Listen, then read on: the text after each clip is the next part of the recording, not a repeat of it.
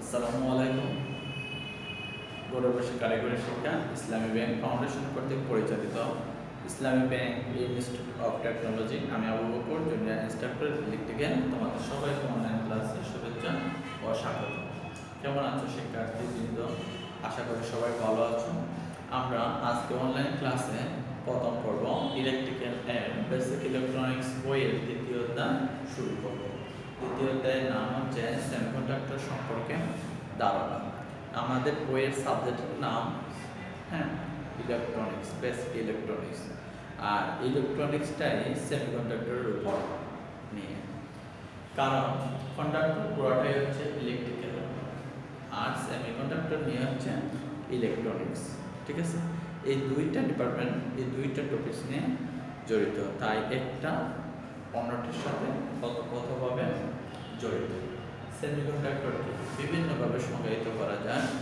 যেসব পদার্থের মধ্য দিয়ে স্বাভাবিক তাপমাত্রায় কারেন্ট প্রবাহিত হয় না, তাদেরকে সেমিকন্ডাক্টর বলে। অথবা যেসব পদার্থের মধ্যে ব্যালেন্স ইলেকট্রন বা সর্বশেষ স্তরের ব্যালেন্স ইলেকট্রন ছাড় হয় তাকে সেমিকন্ডাক্টর বলে। অথবা যেসব পদার্থের মধ্যে কারেন্ট পরিবাহিত কন্ডাক্টর এবং ইনসুলেটরের মাঝামাঝি তাকে সেমিকন্ডাক্টর বলে।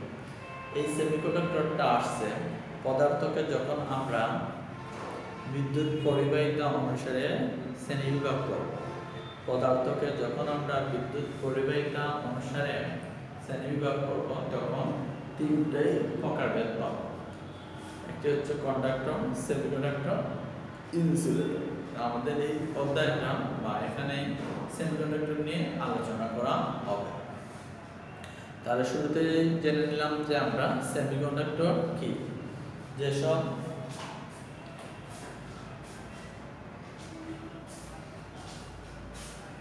যে সমস্ত পদার্থের মধ্য দিয়ে সাধারণ তাপমাত্রা, যা 20 থেকে 25 ডিগ্রি সেন্টিগ্রেড তাপমাত্রা রুম টেম্পারেচার বলা হয়, 20 থেকে 25 ডিগ্রি সেন্টিগ্রেড তাপমাত্রায় বা স্বাভাবিকভাবে বিদ্যুৎ প্রবাহিত হতে পারে না, সে সকল সমস্ত পদার্থগুলোকে সেমিকন্ডাক্টর বলে। উদাহরণস্বরূপ সিলিকন, জার্মেনিয়াম। এরপরে একটা হচ্ছে কত প্রকার সেমিকন্ডাক্টর? হচ্ছে দুই প্রকার। এখন সেমিকন্ডাক্টর দুই প্রকার।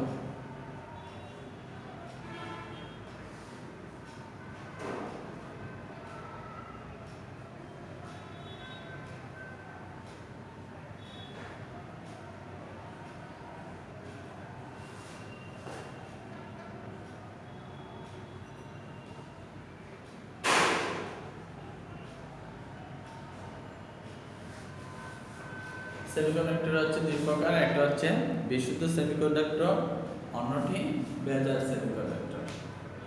এখানে ভেজাল নামটা শোনা হচ্ছে একটু অন্যরকম লাগছে, তাই না? বিশুদ্ধ সেমিকন্ডাক্টর বলতে যেসব সেমিকন্ডাক্টরের মধ্যে কোনো হাত নেই বা ভেজাল নেই, সহজে বোঝা যাচ্ছে, তাদেরকে বিশুদ্ধ সেমিকন্ডাক্টর বলে।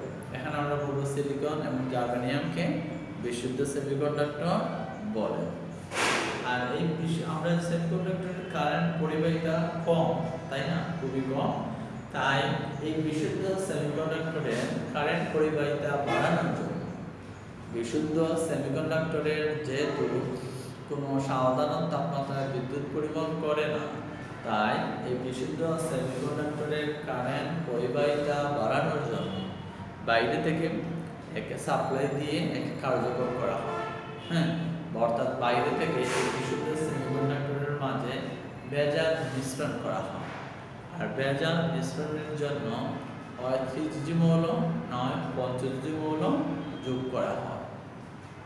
তাহলে বিশুদ্ধ সেমিকন্ডাক্টরের মাঝে যখন আমরা ভেজাল মিশ্রিত করব, 3G মৌল অথবা 5G মৌল, তখন এই সেমিকন্ডাক্টরটাকে তার বিশুদ্ধ থাকলো না।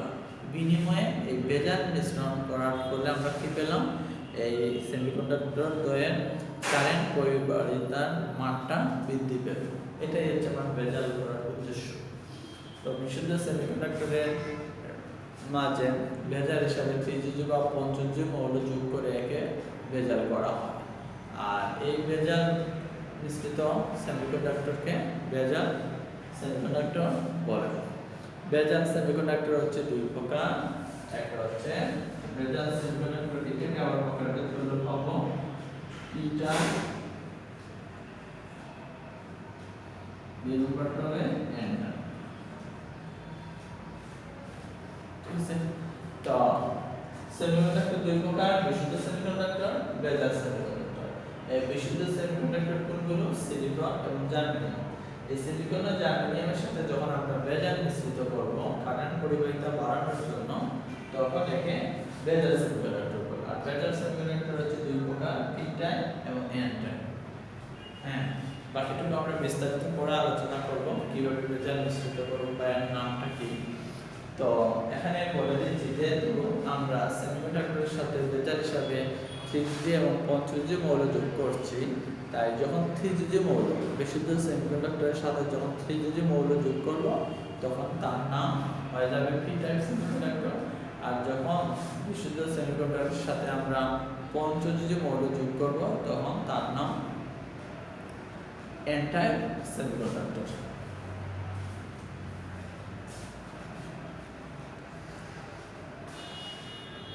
পরবর্তী টার্ম হচ্ছে কোভ্যালেন্ট বন্ড।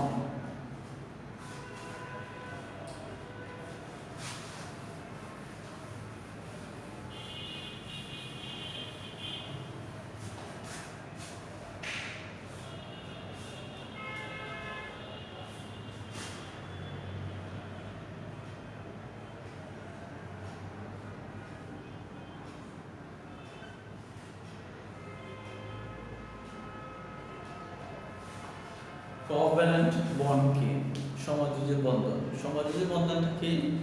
ইলেকট্রন শেয়ারের মাধ্যমে, হ্যাঁ, পরমাণুর ব্যালেন্স ইলেকট্রনগুলো শেয়ারের মাধ্যমে যে বন্ধনের সৃষ্টি হয় তাকে বলা হচ্ছে কোভ্যালেন্ট বন্ড। অর্থাৎ এক পরমাণুর ব্যালেন্স ইলেকট্রন অন্য পরমাণুর ব্যালেন্স ইলেকট্রনের সাথে ইলেকট্রন শেয়ারের মাধ্যমে যে বন্ধন তৈরি হয় তাকে কোভ্যালেন্ট বন্ড বলে। অথবা আমরা এভাবেই বলতে পারি ইলেকট্রন শেয়ারের মাধ্যমে যে বন্ধন গঠিত হয় তাকে কোভ্যালেন্ট বন্ড বা সমযোজী বন্ধন বলে।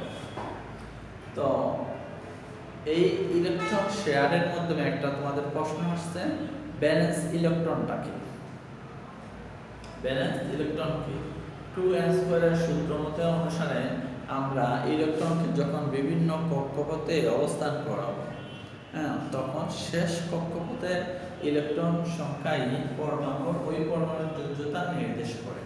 আর এই শেষ কক্ষপথের ইলেকট্রন সংখ্যাকেই বলা হচ্ছে ব্যালেন্স ইলেকট্রন। আর ব্যালেন্স ইলেকট্রন যে বন্ডে যে স্তরে অবস্থান করে তার নাম হচ্ছে ব্যালেন্স ব্যান্ড।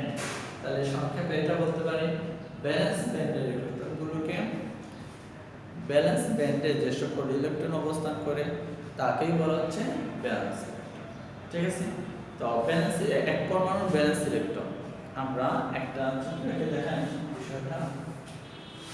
সিলিকনের আছে 14টা, পারমাণবিক সংখ্যা 14, তাই ইলেকট্রন সংখ্যা 14, প্রোটন সংখ্যা 14। ঠিক আছে, এখন আমি যদি 2n² সূত্র অনুসারে সাজাই, প্রথমে এখানে নিউক্লিয়াস অবস্থান করে তাই প্লাস চিহ্ন দিয়েছি, আর নিউক্লিয়াসের সাথে এখানে আমার প্রোটন প্রথম করে 2, দ্বিতীয় করে 8, 8টার বেশি দ্বিতীয় করে নিবে না,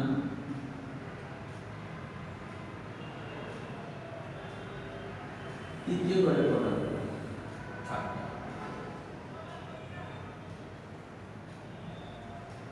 এই 4টা ইলেকট্রন, হ্যাঁ, এই 4টা ইলেকট্রন থাকার কারণে শেষ কক্ষপথে মুক্ত ইলেকট্রন বা ব্যালেন্স ইলেকট্রন যদি 4 হয় তখন বলা যায় যে এটা সেমিকন্ডাক্টর। তাহলে আমরা সহজে বলতে পারি সিলিকন একটি সেমিকন্ডাক্টর। কেন? কারণ 2n² সূত্র অনুসারে সাজালে যদি শেষ কক্ষপথে ইলেকট্রন সংখ্যা 4 হয় বরাবর, তখন তাকে বলা হয় কি ব্যালেন্স ইলেকট্রন। আর ব্যালেন্স ইলেকট্রনগুলো যে বন্ডে অবস্থান করে তার নামই হচ্ছে ব্যালেন্স ব্যান্ড। আমরা মূল যেটা দেখব কোভ্যালেন্ট বন্ড, ইলেকট্রন কিভাবে শেয়ার করতেছে। সবগুলো পরমাণু চায় তার শেষ কক্ষপথে সে স্থির থাকার জন্য। শেষ কক্ষপথে সে প্রত্যেক পরমাণু বা পদার্থের পরমাণুগুলো চায় সে স্থির থাকার জন্য। তো স্থির থাকার জন্য দুইটা দুইয়ের নিয়ম আছে আর অষ্টকের নিয়ম আছে। তো অষ্টকের নিয়মে থাকতে হলে তাকে তার শেষ কক্ষপথে ইলেকট্রন সংখ্যা 8 হতে হবে।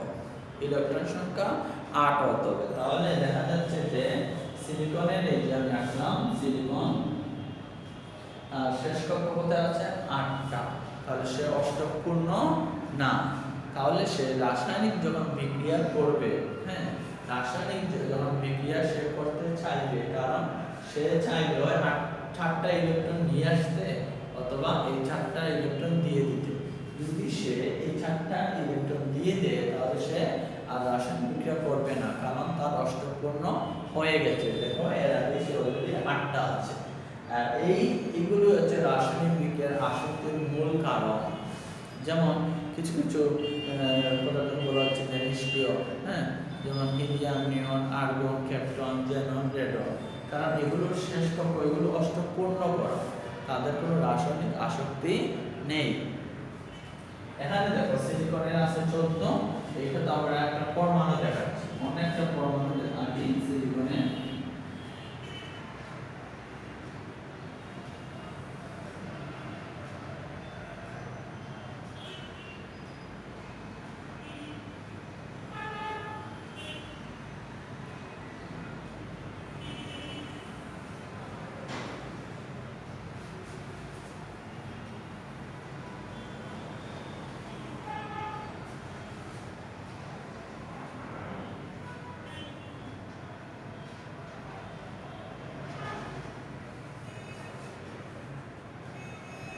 আমরা জানি পদার্থে অসংখ্য পরমাণু আছে, তাই না?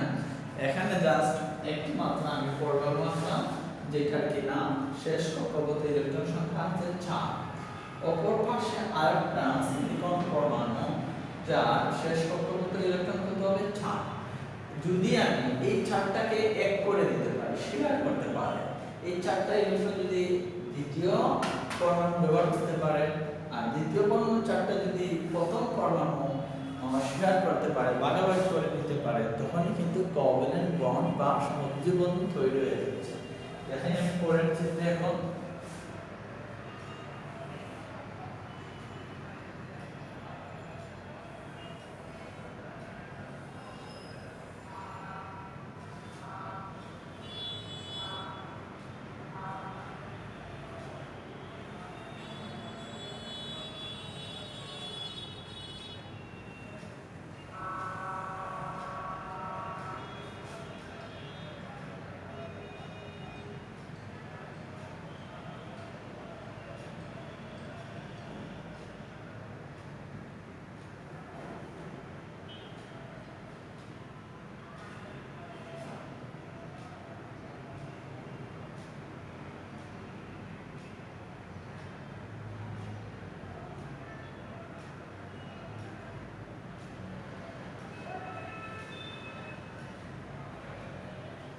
তাহলে দুটি সিলিকন পরমাণুর মধ্যে যদি আমি ইলেকট্রনটা শেয়ার করে নিতে চাই অষ্টক পূর্ণ করার জন্য, তাহলে দেখো আমরা এই যে 4টা ইলেকট্রন, হ্যাঁ, আমরা অবশ্যই সেট অঙ্কের করার ক্ষেত্রে চিত্র অঙ্ক দেখছি, হ্যাঁ, তাহলে সম্পর্কে একটা ধারণা পাবা। তাহলে দেখো মনে করো এইটা নাই, এই পাশটা নাই, তাহলে এখানে কয়টা ইলেকট্রন হলো? প্রথম করে আছে 2টা, দ্বিতীয় কক্ষপথে 8টা, শেষ কক্ষপথে এই যে দ্বিতীয় সিলিকন পরমাণু এই 4টা ইলেকট্রন সে নিয়ে নিল। 1টা 2টা 3টা এই যে 4টা। তাহলে প্রথম সিলিকন পরমাণু এই যে প্রথমটা শেষ কক্ষপথে ইলেকট্রন শেয়ার কারণে কত হয়ে গেল? 2 4 6 8টা। আবার দ্বিতীয় সিলিকন পরমাণু দেখো এই 4টা ইলেকট্রন, হ্যাঁ, প্রথমটার কাছ থেকে নেওয়ার কারণে কত হয়ে গেল? আর 4টা, তাহলে কটা? 8টা। এই 8টা নেওয়ার কারণ কি? অষ্টক পূর্ণ করার জন্য। তাহলে এই যে ইলেকট্রনটা শেয়ার করে নিল এটাকেই বলা হচ্ছে কোভ্যালেন্ট বন্ড, যাকে আমরা বলি সমযোজী বন্ধন। তাহলে আমরা কোভ্যালেন্ট বন্ডের সংখ্যা কিভাবে দিতে পারি? এক পরমাণুর পদার্থে এইরকম অনেকগুলো আছে, যেখানে এইরকম সিলিকন পরমাণুগুলো পাশাপাশি আর অনেকগুলো অবস্থান করে। ঠিক আছে, আমরা কোভ্যালেন্ট বন্ড সংজ্ঞাটা কিভাবে দিতে পারি? এক পরমাণুর ব্যালেন্স ইলেকট্রনগুলো অন্য পরমাণুর ব্যালেন্স ইলেকট্রনগুলোর সাথে ইলেকট্রন শেয়ারের মাধ্যমে যে বন্ধনের বা বাঁধনের সৃষ্টি হয় তাকে কোভ্যালেন্ট বন্ড বা সমযোজী বন্ধন বলে। পরমাণুর বাইরের কক্ষে বা সর্বশেষ কক্ষে অষ্টক পূর্ণ করার জন্য 8টি ইলেকট্রন থাকতে পারে, কিন্তু অধিকাংশ পদার্থের ক্ষেত্রে শেষ কক্ষপথে ব্যালেন্স ইলেকট্রনের সংখ্যা 8 বা 8টি থাকে না। তাই পরমাণু তার শেষ কক্ষপথ পূর্ণ করার জন্য অনেক সময় ইলেকট্রন দান করে অথবা ইলেকট্রন প্রদান করে। অত সেই ইলেকট্রন দিয়ে দিতে চাইবে, নইলে অন্য একটা পরমাণুর কাছ থেকে ইলেকট্রন নিয়ে আসতে পারবে। অর্থাৎ পরমাণুগুলো পরস্পরের সাথে ব্যালেন্স ইলেকট্রন শেয়ার করে। এখানে তোমাকে আবারও বলতেছি, এইসব টপিকস নামগুলো বারবার পাবা। Balance electron, valence band. তুমি যদি শুরুতেই ব্যালেন্স ইলেকট্রন বা ব্যালেন্স ব্যান্ড না জানো, তাহলে পরবর্তীতে টার্মগুলো তোমার কাছে অজানা দেখেই যাবে। আর আমরা এই ক্লাসটাই হচ্ছে তোমাদের ইলেকট্রনিক্সের বেসিক ক্লাস। ঠিক আছে, আর ইলেকট্রিক্যাল আর ইলেকট্রনিক্স ডিপার্টমেন্টটা পুরোটাই একে অপরের সাথে ওতপ্রোতভাবে জড়িত। আমরা যখন বিএসসি করি তখন এটার নাম হয়ে যায় ইলেকট্রিক্যাল অ্যান্ড ইলেকট্রনিক ইঞ্জিনিয়ারিং, যেটাকে আমরা বলি। তাই তোমাকে এই সাবজেক্টের উপরও তখন তোমাকে থাকতে হবে। ঠিক আছে, তাহলে শুরুতেই আমি বলতেছি ব্যালেন্স ইলেকট্রন, এই শব্দগুলো আমরা জানবো। তো ব্যালেন্স ইলেকট্রন কি? 2n² সূত্র অনুসারে যখন আমরা পরমাণুর ইলেকট্রনগুলোকে বিভিন্ন কক্ষপথে সাজাই, তখন পরমাণুর শেষ কক্ষপথের ইলেকট্রন সংখ্যাগুলো পরমাণুর ব্যালেন্স ইলেকট্রন বলে। আর ব্যালেন্স ইলেকট্রনগুলো যে ব্যান্ডে অবস্থান করে বা যে স্তরে অবস্থান করে, সেই স্তরটাকেই বলা হচ্ছে ব্যালেন্স ব্যান্ড। ঠিক আছে, তো এর ফলে ইলেকট্রন যখন শেয়ার করে তখন তারা সমযোজী বন্ধন বা কোভ্যালেন্ট বন্ডের সৃষ্টি হয়। সেমিকন্ডাক্টরের প্রত্যেকটি ব্যালেন্স ইলেকট্রন 4টি। কারণ সংখ্যার মধ্যে আমরা জানি যে যদি কোনো পরমাণুর ব্যালেন্স ইলেকট্রনের সংখ্যা 4 হয় তাকে সেমিকন্ডাক্টর বলে। যেহেতু সেমিকন্ডাক্টর, তার ব্যালেন্স ইলেকট্রন 4 হবে। তাই এভাবে ইলেকট্রন শেয়ারের মাধ্যমে সর্বশেষ অরবিটে বা শক্তি স্তরে 8টি ইলেকট্রন পূর্ণ করে। কিভাবে? ইলেকট্রন শেয়ারের মাধ্যমে। যেটা আমরা এখানে দেখলাম, ওই প্রথম সিলিকন একটা পরমাণু যার বাইরে 4টা ইলেকট্রন অবস্থান করতেছে, দ্বিতীয় একটা সিলিকন পরমাণু যার বাইরে 4টা ইলেকট্রন অবস্থান করতেছে। আর যখন এই পরস্পরের এই 4টা শেয়ার করে নেবে, ভাগাভাগি করে নেবে, তখন আমরা দেখলাম শেষ কক্ষপথে ইলেকট্রন সংখ্যা 8 হয়ে গেল। তাহলে এটাকে বলা হচ্ছে অরবিট। কি? শক্তি স্তর বা প্রধান শক্তি স্তর বলকে অরবিট বলা হচ্ছে। তখন সে অষ্টক অর্থাৎ 8 পূর্ণ হয়ে গেল।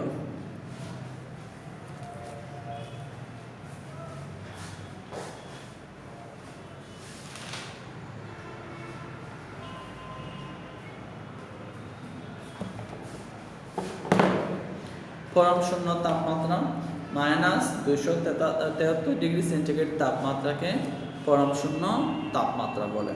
আর এই পরম শূন্য তাপমাত্রা আমাদের পৃষ্ঠা নম্বর 50।